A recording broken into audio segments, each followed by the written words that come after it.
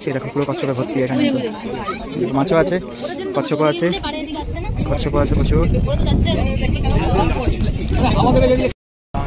Good morning guys, morning হয়ে গেছে। আজকে আমাদের এখানে প্যাক আপ করে আমরা এখান থেকে বেরিয়ে যাবো। বেরিয়ে আজ আমরা যাব বালাসোর, যেটা কালকে বলেইছিলাম যে আমাদের যে ট্রিপটা, মানে আমরা লাইভে যেটা বলেছিলাম যে আমাদের ট্রিপটা গতবারে কোনো কারণবশত কমপ্লিট হয়নি পুরো। সো আজকে সেটাই কমপ্লিট করতে যাব। সো আমরা জাস্ট আধা ঘন্টার মধ্যে এখান থেকে বেরিয়ে পড়বো।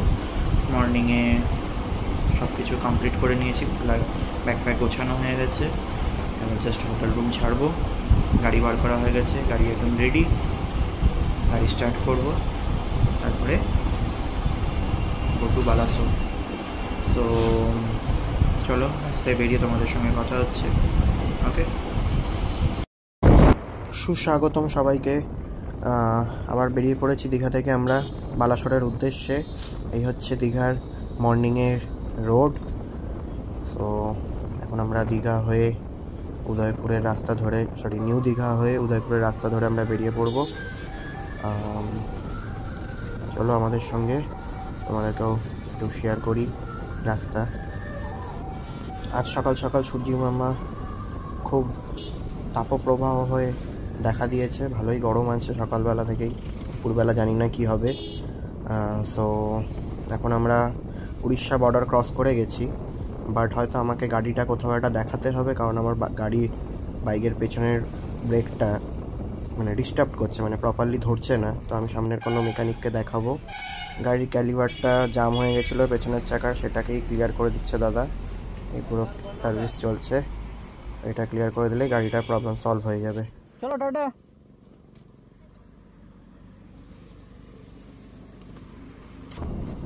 তো আমরা হাইওয়েতে উঠে এখানে একটু চা কফি খেয়ে নিলাম। সকালের চা কফি খাওয়া হয়নি, আর যেহেতু অনেকটা টাইম হয়ে গেছে, 10টা 10:30 বেজে গেছে, গাড়িটা ঠিক করতে গিয়ে সময়টা আমার অনেকটা চলে গেল। সো আমাদের যেটা টাইমিং ছিল, যে টাইমে পৌঁছানো, সেই টাইমে মনে হয় না ঢুকতে পারবোই না, মনে হয় না ঢুকতেই পারবো না। সো এখন রাস্তায় ভালোই তাপপ্রবাহ বোঝা যাচ্ছে, যথেষ্ট আজকে মানে সূর্যের তাপ আছে। সো আমরা এবার আস্তে আস্তে বালাসোরের সিটিতে এন্ট্রি করছি। এই ডান দিকে ঢুকে গেলেই বালাসোর জগন্নাথ টেম্পল, যেটা দ্বিতীয় জগন্নাথ মন্দির যেটাকে বলা হয়, সেটা এই রাস্তা দিয়ে যেতে হয়। এখানেই আবার ক্ষীরচোরা মন্দিরও পড়ে। সো আমরা ফাইনালি সেই রাস্তায় ঢুকে গেছি, বালাসোরের রাস্তায়। সোজা যে ব্রিজটা সোজা বেরিয়ে গেল, ওইটা উড়িষ্যা মানে পুরীর দিকে বেরিয়ে যায় আর ভুবনেশ্বরের দিকে, আর এটা আমাদের বালাসোরের সিটিতে ঢুকে গেলাম। আর এখানে যে বিয়ের গাড়ি সাজানো হয়, সামনে দেখতে পাচ্ছ কারোর এটা বিয়ে আছে, সেই গাড়িটা সাজিয়েছে। এখানে সাজানোর স্টাইলটা উড়িষ্যাতে আলাদা রকম।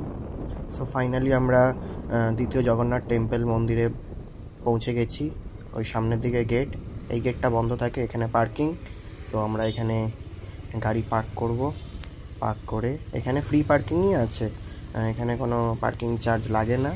সো আমরা চলে এসেছি, মন্দিরে ঢুকবো, তোমাদেরকে দেখাচ্ছি সামনের দিক দিয়ে, দেখতে থাকবো। তো ফাইনালি আমরা ঢুকে গেছি। যে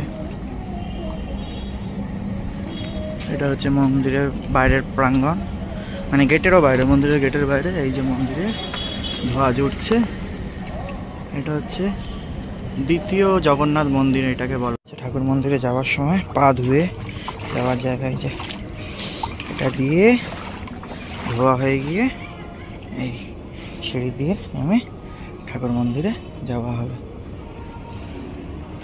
এই যে মন্দিরটা,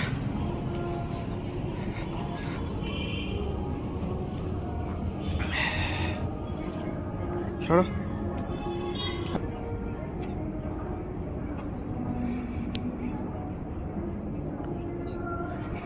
সো এই হচ্ছে মন্দিরের গেট, আর এই সামনে হচ্ছে মন্দির। তো এখানে আসতে কলকাতা থেকে 250 কিলোমিটার মিনিমাম লাগে। তো একদিনের উইকেন্ডে তোমরা 4 চাকা হোক, ফ্যামিলি নিয়ে বা বাইক নিয়ে ঘুরে যেতেই পারো। খুব সুন্দর জায়গাটা, অবশ্যই ঘুরে যেও। ওকে, জ্বালা প্রদীপগুলো জ্বালা। এই তো সো এই হচ্ছে জগন্নাথ মন্দির। না রোদের এমনি গরম, এই যে হ্যাঁ দেখো এটা হচ্ছে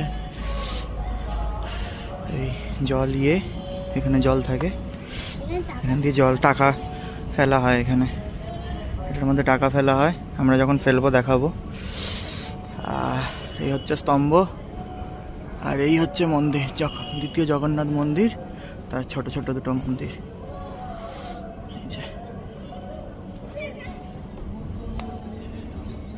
মন্দিরের ভেতরে তো অ্যালাউড নেই ক্যামেরা, সো বাইরে থেকেই দেখালাম।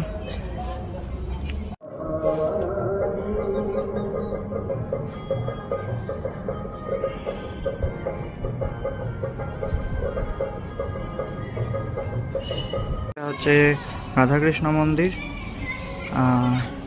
ওইটা হচ্ছে হনুমান মন্দির, আর এটা হচ্ছে দ্বিতীয় জগন্নাথ মন্দির। এই যে পুরো ওপরে দেখতেই পাচ্ছ পুরো ধোঁয়া উঠছে, যেভাবে জগন্নাথ মন্দিরে পুরীতে ওঠে সেভাবে পুরো।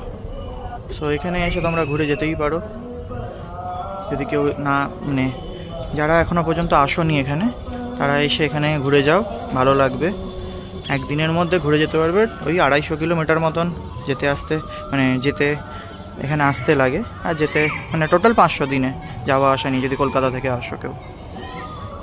ওকে,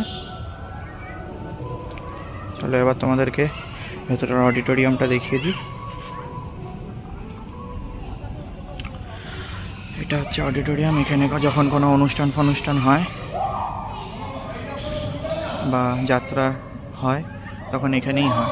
আজকাল লোকে যাত্রা জিনিসটা কি জানে না, বাট যারা জানে, মানে টাইপস অফ অ্যাক্টিং যেটাকে বলে, তো এখানে যাত্রা পাঠ হয় যখন রাধাকৃষ্ণর জগন্নাথ দেবের যখন জীবনকাল বোঝানো হয় তখন এইখানেই পুরো হয়।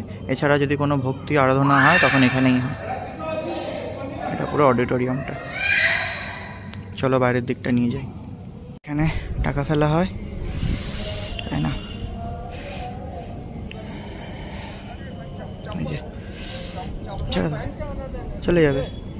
চলে যাবে নিজে নিজে। এই যে এখানে সব কয়েন ফেলা আছে, এখানে নোটও দেওয়া আছে, যার যেরকম মনে হয় এই জলে দিয়ে মান্যত করলে সেটা নাকি পূরণ হয়। সো এই দেখানো ছিল। আর এখানে দাঁড়ানো যাচ্ছে না, হেভি নিচে সারফেস, হেভি গরম। এই যে মন্দির দেখিয়ে দিচ্ছি।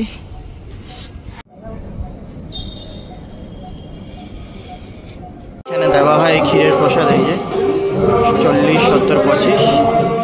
এটা রেজিস্টার্ড অফিস, মানে এখানে বিএ করানো হয়। এই যে এটা নতুন বিয়ে হয়েছে, এটা রেজিস্টার্ড অফিস প্লাস বিএ করানো হয়।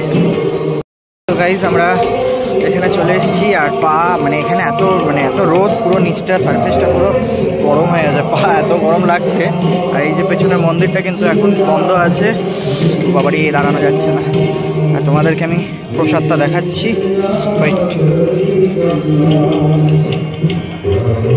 এই হচ্ছে এখানে ক্ষীর প্রসাদ, ক্ষীর চোড়ার ক্ষীর প্রসাদ। দেখো পুরো কচ্ছপ, এই দেখো